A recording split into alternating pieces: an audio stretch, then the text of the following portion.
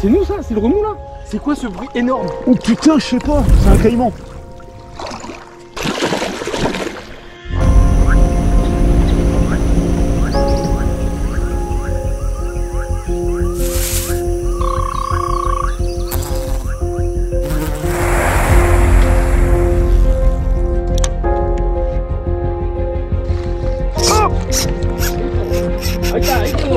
Allez, allez, encore.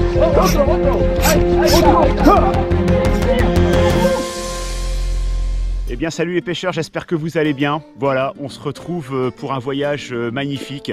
Regardez comme c'est beau, c'est pas la Loire, c'est pas les bordures du Cher. On est ici sur le Rio Uruguay en Argentine après quasiment une demi-journée de vol. On a atterri à Buenos Aires qu'on a visité hier, une ville vraiment magnifique. On a visité le port, le Parlement, etc. Donc c'était vraiment super chouette. Et ensuite, une journée de route nous a attendu. Et là, on est dans un cadre complètement exceptionnel. Je suis avec mon ami Vincent, qui est comme toujours en train de pêcher, voilà, tout là-bas. Et donc depuis hier, on est en train de s'attaquer à la pêche du dorado. Donc vous l'aurez peut-être deviné. Donc Vincent, lui, c'était un rêve d'enfance, voilà, de venir pêcher ce poisson-là. Il rêvait de prendre un dorado. Il pensait pas le faire. Et j'ai la chance d'avoir donc Ramiro, qui est mon guide de pêche, avec qui j'étais parti au Brésil, qui est argentin et qui nous a proposé donc ce magnifique séjour avec des copains guides de pêche à lui sur les secteurs de l'Uruguay. Et là donc il nous a emmené sur une rivière hyper large, quasiment 2 km de largeur, mais avec des poissons incroyables. Des poissons qu'on a recherchés hier toute la journée et on a enfin pris nos premiers poissons après d'innombrables décroches. Oh, si. Attends, laisse-moi remonter. Oh non! Alors le dorado en fait c'est un poisson qui est très très difficile à piquer, donc c'est très frustrant la pêche, puisque vous avez énormément de décroches. C'est un poisson qui a une mâchoire vraiment très très dure, une gueule osseuse avec une dureté vraiment énorme, donc il y a beaucoup de décrochés et c'est vraiment très frustrant, ça je vous l'avoue. Donc hier c'était une journée pas évidente, hein, des touches, par contre quasiment aucun poisson de sortie. Ce matin, on s'est un peu mieux débrouillé, donc je vais vous laisser découvrir ça en vidéo. Allez, c'est parti.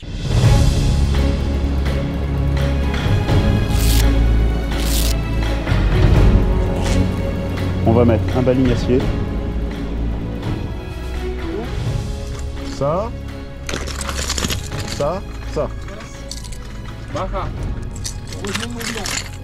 Ouais, vas-y. Eh ben mon ami, c'est le premier lancé, hein. Ça y est, c'est parti.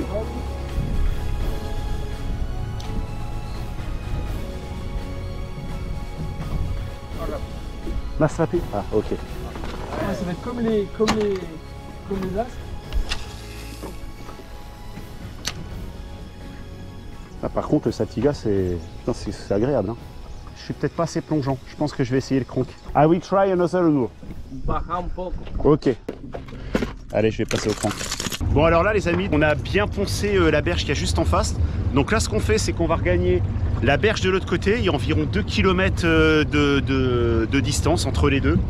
Donc plutôt que d'y aller comme ça vide, en fait, on se fait une petite traîne et ça pourrait déclencher des beaux poissons. Et ça te dérange pas de faire une pêche de feignant là, si?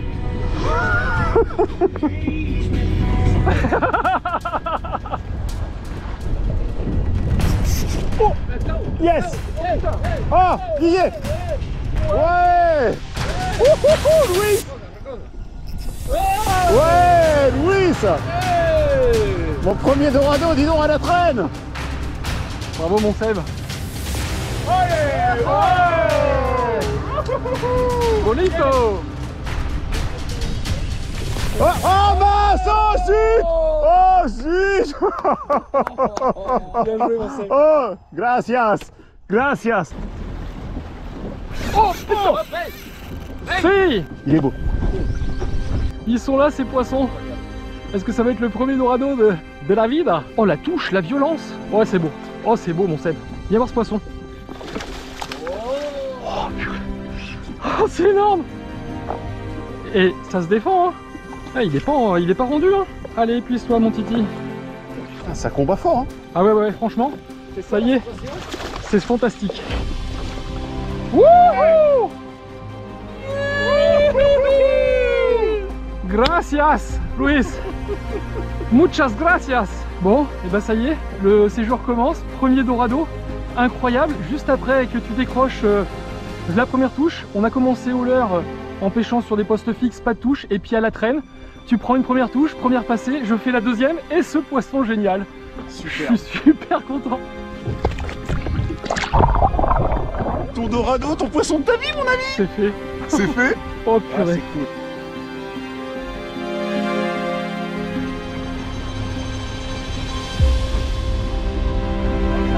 Ah ça y est, j'ai à peine tapé là, j'ai micro tapé. est. Ouais. Bueno, es bueno. Oh, c'est bon. Allez. Oh, il est gros. Oh, es grande. Es Grande. Allez, tu me l'assures, hein. Ça va mon Seb? Ouais, ça va. J'arrive. Oh, ça tire. Allez, tu me l'assures. Celui-là, ce serait bien. Je peux te dire que je vais pas refaire la même boulette que tout à l'heure avec la chandelle. C'est un gros hein, Seb. Tu crois que c'est un gros? Ah ouais, c'est un gros. Tu l'aurais monté déjà. Oh, les amis, j'ai le cœur qui bat à 200. Là, faut vraiment bien travailler. Ça a une niaque de dingue. Ouais. Je peux dire, je suis content d'avoir un bon bras de levier, hein, parce que Comme ça, c'est génial. j'espère qu'il est bien piqué. Là, je mets la canne basse parce que tout à l'heure, je me suis fait avoir sur le premier. Alors mon Seb, ça fait quoi d'avoir un dorado de malade? C'est génial, mais tu sais que j'ai déjà plus de bras. Oh, c'est super, hein, c'est super. Ah non, mais là, je le sens, ils sonde le fond. C'est un beau poisson. Un beau poisson. J'espère qu'il est bien piqué. T'as vu le combat? Je peux te dire que il faut pas moins gros comme ça. Oh! Oh non! Oh! Oh mon Seb, Énorme! il était énorme. Oh pour Seb. Putain des boules. Et tu sais la connerie que j'ai fait? Non. J'ai voulu récupérer un peu de fil. Grande. Ouh, grande, si. Grande. Voilà. Bon, et ben mon ami, je viens de décrocher mon deuxième. Un poisson énorme, me dit le guide, et c'est vrai que j'ai vu un combat surpuissant. Et tu vois, j'ai voulu l'asphyxier un peu trop vite, donc du coup je l'ai ramené, je pense que j'ai ramené 1 mètre de ligne de trop, une dernière chandelle, il m'a éjecté le leurre décroché, mais le prochain, ce sera le bon. J'espère, vraiment. Super. Alors je sais pas si vous voyez là-bas l'accélération de courant, mais le guide il nous dit que c'est un super spot ici. En fait partout il y a des barres rocheuses qui traversent la rivière parce que ça va faire des accélérations de courant, donc ça va apporter de l'oxygène et il y aura pas mal de bait fish, donc du coup potentiellement du dorado. Oh putain, j'ai pris une touche. C'est vrai? Oui. Oh, Oh putain, c'est gros. c'est un gros. Échalo. Recoge. Dame te traigo todo.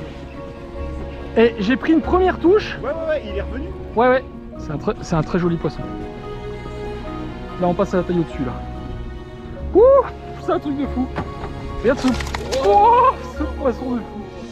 J'ai pas vu comme il était pris. Je vais l'amener. Putain, c'est bien la traîne, hein.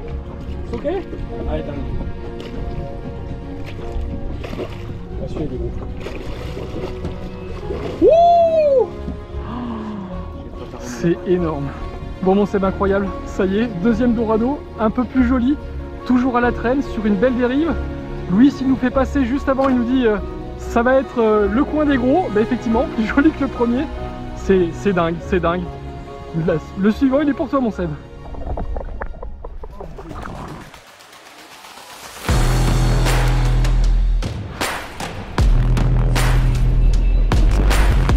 Oh, ouais.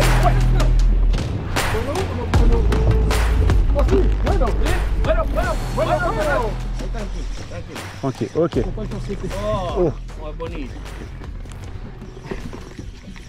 Sébastien. Escucha. Ah, ouais. Faut pas être stressé au dorado. Alors, Sébastien. Si tu veux pas les décrocher, il faut pas de stress.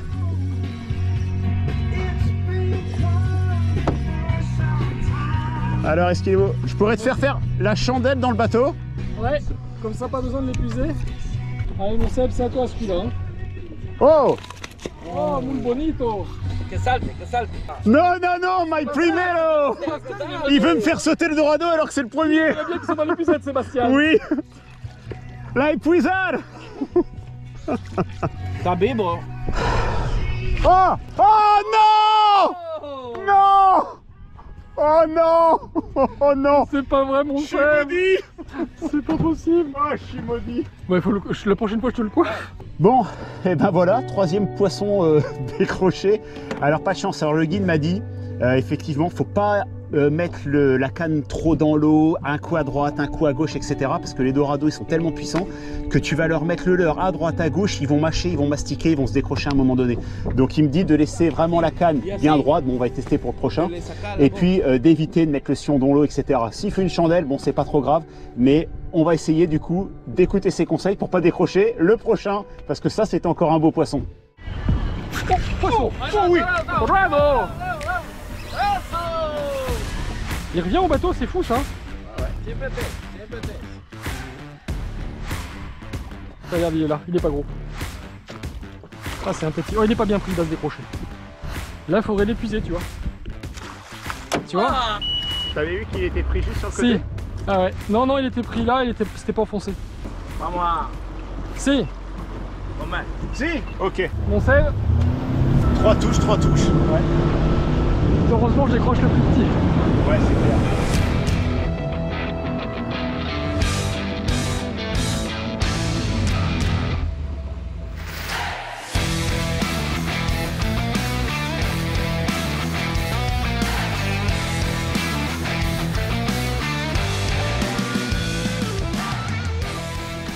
Alors notre campement ici, on l'a fait donc sur une petite plage qui est juste là derrière, donc il y a les bateaux des guides qui sont derrière, et justement je vous parlais des bandes rocheuses, donc là on est vraiment sur une.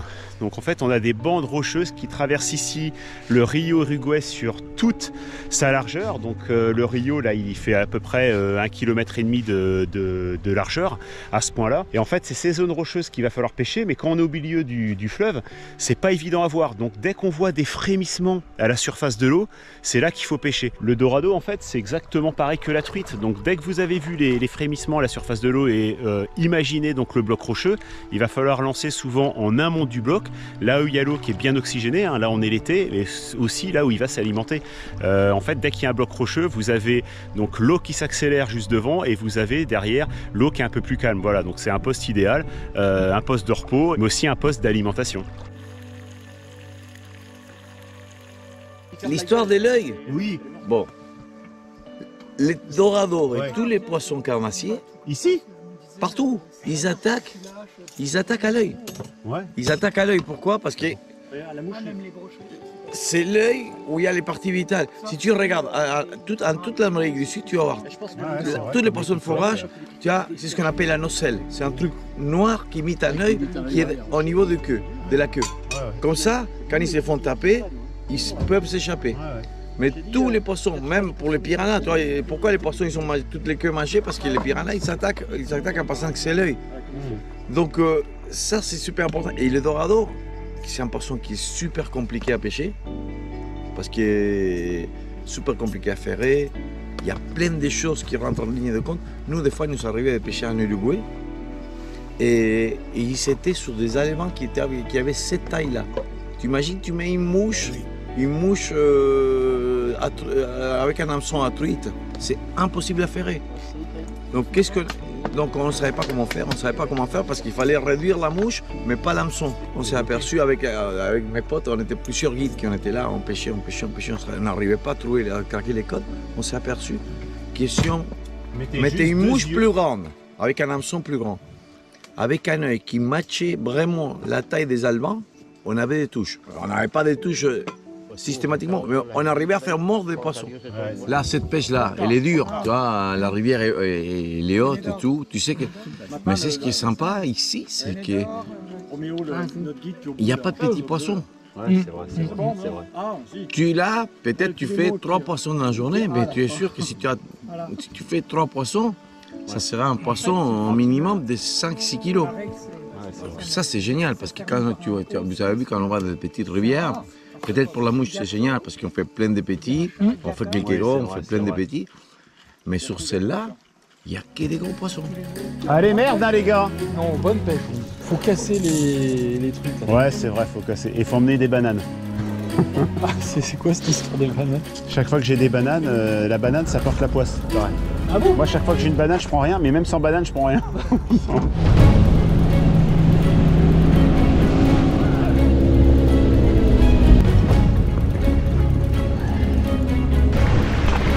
ready? Tu vois, c'est là que je voulais venir pêcher. T'as vu cette pointe comme elle est belle? C'est une tuerie. Oh! Yes! Oh oui, oui! Vas-y, encore. Vas-y. Faire, c'est bon. Oh oui, il est beau. Oh, vas-y. Super. ah si! Ah, j'ai bien compris ce qu'il m'a dit. Oh, génial! Ouais, il est beau, hein, c'est un beau poisson. Oh, c'est un gros! Oh, le coup de tête, t'as vu dans la canne? Oh, il est énorme! Cette touche, ouais. Ça, celui-là, faut pas qu'il se décroche. Oh, super! Là, tu l'as ferré comme il fallait. Ah ouais. Ah non, mais là, maintenant on rigole plus, mon Seb. Hein. Ah, c'est fini. Hein. Et ce crank. Et puis là, tu vois, animation, je ramenais comme un bourrin. Oh, le coup de tête. Oh, des gros. Putain, c'est pas vrai. ¿Qué pasó? Non. T'avais le poisson du séjour. On va pas y arriver, mon Seb. Tes 2 poissons que t'as pris au début, mon ami. Putain, ça va être les 2 du séjour. Non, mais attends. Ça se demandait. Oh, je suis C'était un poisson de 10 kilos, là. Ah ouais. Il était magnifique. Bon, allez, on y remet. Putain. Ouais, ben on y remet. Et ben, il te l'a défoncé. Mais bon, faut dire aussi qu'il a pris combien de dorado, ce machin-là? Et bah, ça commence à faire un certain Ça fait nombre. peut-être bien au moins 5 ou 6. Défoncé. C'est des poissons, mais qui ont une force incroyable. Voilà, ce qui reste du biggie, c'est un truc de dingue. Et là, j'avais un poisson, ouais, comme dit Seb, sans doute une dizaine de kilos. Un poisson qui faisait 85, purée, c'était incroyable. Bon, bah, mon ami. Dur, une touche sensationnelle, comme si je pêchais l'aspe sur les bordures, dans un creux, un courant, une pierre au-dessus. Et là, un impact de fou, un combat magnifique. J'ai mis une dizaine de ferrages. Après, il est monté en chandelle, je l'ai amené au bateau, on l'a travaillé et je pensais que c'était gagné, mais il faut jamais croire que c'est gagné, puisqu'il finit par se décrocher alors qu'il était quasiment épuisé. Ça fait mal, mais c'est super, c'est de l'adrénaline. Ton doigt.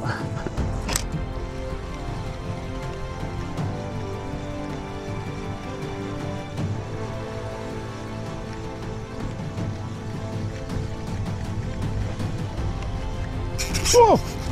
Ah! Ah! Ahí está, tenelo. Ah, je le tiens. Más, ahí. Ok. Ce qu'il a sauté, donc c'est qu'il est ferré normalement. Oh putain. Oh. Ah! Ah non! Oh! Il était énorme. Ah oui, Énorme. Il a dit qu'il fallait retirer tout de suite. Énorme. C'est pas possible, mon Seb. Énorme. Il t'a pris vachement près. Il m'a pris là.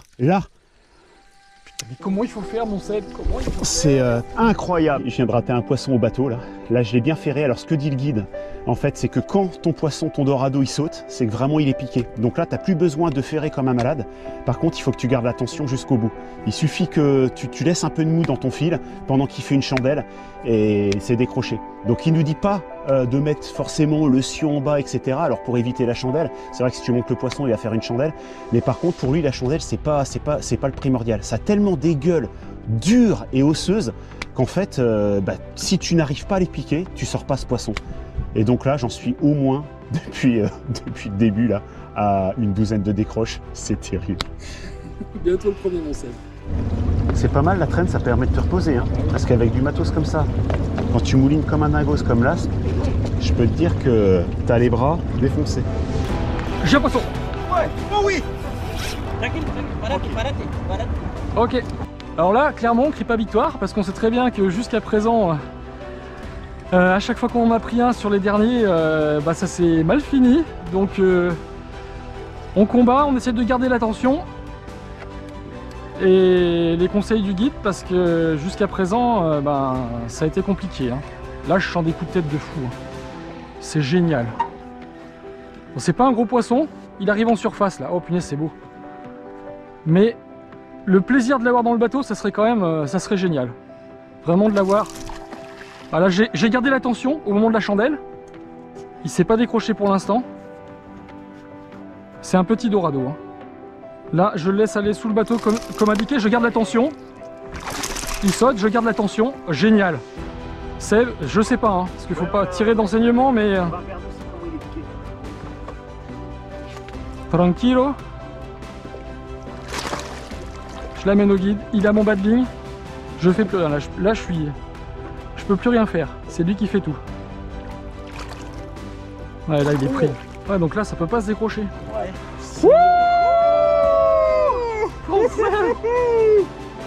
Super. Grazie. Moi, l'enseignement que j'en tire, c'est que ça, c'est les hameçons des 110 et ils ont pas bougé. Regarde. Ouais, c'est vrai. Donc, on peut y aller les yeux fermés avec ceux-là. Ouais, c'est sûr.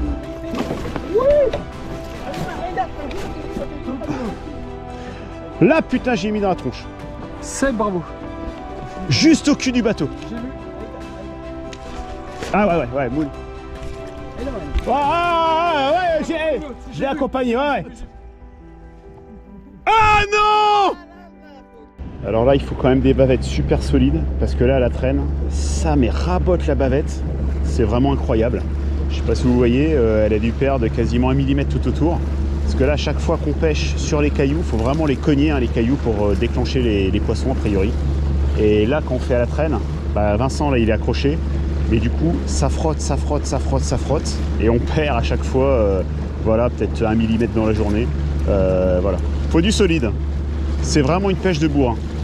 Bon, ce qu'on va faire, c'est qu'on va enlever les tripes d'origine, on va mettre des simples et on va voir si on a un peu plus de réussite. Moi, c'est vrai que j'aurais mis en ventral. Comment veux-tu être tranquille, mon pauvre Seb? Putain, ah, j'y ai cru là. Mais à chaque fois on y croit, putain. Couleur orange, je suis toujours à la même distance. Tu montes dans le bateau, tu pètes ta carte. Ouais. Comme ce qui m'est arrivé. Je sais pas. Géoride.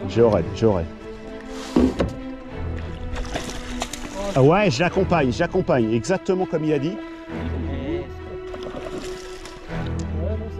Ouais. Il a raison. Il fait des chandelles. Oh, il est pris en dessous par le trip. C'est bon, alors du coup tu vas l'avoir. Ok. Je suis là, mon pote. Ah si, ok. Ok, oui, je l'accompagne. Si. Oh, purée, prends l'épuisette, mon Vincent. Il est pris par en dessous, bon. au triple. Eh ben, c'est bon ça. Il y a le 5 qui est pris aussi, les deux sont pris. C'est vrai? Ouais. Ouais.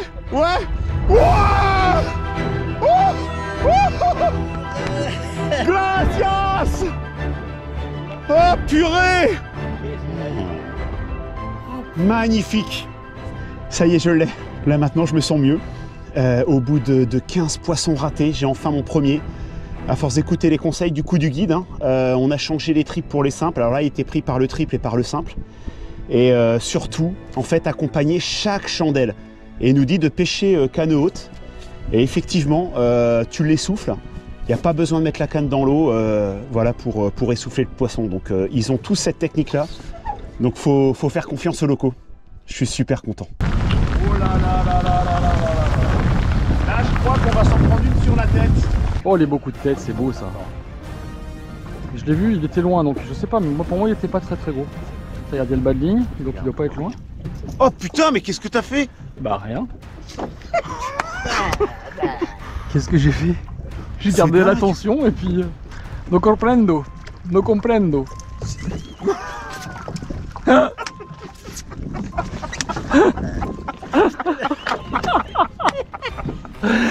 C'est un truc de fou. C'est irrentrable ces poissons. Qu'est-ce que t'as fait? Bah rien. Faut pas que ce soit trop facile. Putain, c'est un truc de fou ça. On l'a même pas vu au bateau. Non. Tu l'as ramené de 100 mètres.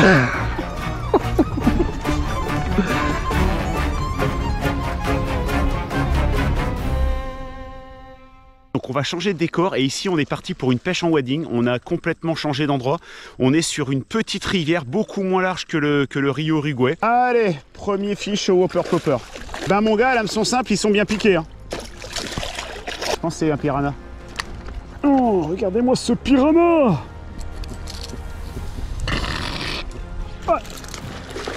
Elle est belle, hein. cette truite. Ouais, c'est beau. Oh, 5e. C'est incroyable. Non mais regardez-moi ça, la quantité de poissons. Putain, j'en ai deux. J'en ai deux. Non. Je te jure. T'as 2 hameçons? J'ai 2 hameçons. On attend le premier. Oh. Il est pas piqué celui-là? Regardez-moi ça, ce poisson de malade. C'est le poisson d'une vie, ça.